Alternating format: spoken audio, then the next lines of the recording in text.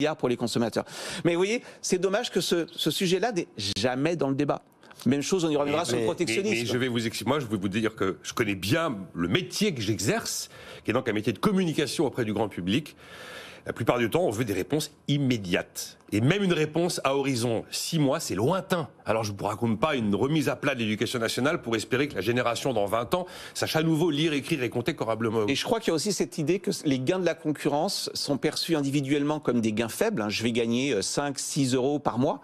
Sauf que quand vous faites 5-6 euros par mois multipliés par 68 millions de Français, ça fait un gros gain. Donc il y a aussi cette mauvaise perception du gain global. Je me souviens qu'à l'occasion de l'entrée de Free, les adversaires disaient mais finalement, on va passer de 25 euros par mois à 19 euros par mois. Oui, sauf que 6 euros fois 70 millions de cartes SIM, ça fait un gros gain. Donc vous voyez, c'est important c'est très difficile à vendre.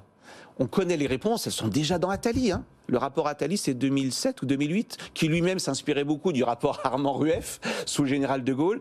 On a du mal à le faire. Quelle est la dernière grande réforme qu'a fait Emmanuel Macron sur ce sujet? C'est quand il était ministre, c'était l'écart Macron, qui a quand même généré un gain de pouvoir d'achat énorme.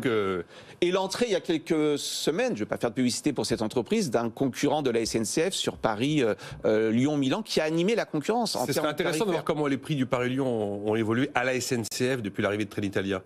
Parce qu'il y a des lignes sur lesquelles il n'y a pas de concurrence. Et la SNCF n'arrête pas de dire que ces prix n'augmentent pas. Quand on est utilisateur du train, on constate quand même le contraire. Quand vous voyez des trains Ouigo qui sont vendus à 3 chiffres, ce qui n'arrivait pas il y a 2 ans, c'est quand même passé de 3 bricoles. Mais qu'on ait au moins ce débat sur quel rôle pourrait jouer la concurrence. Allez-y,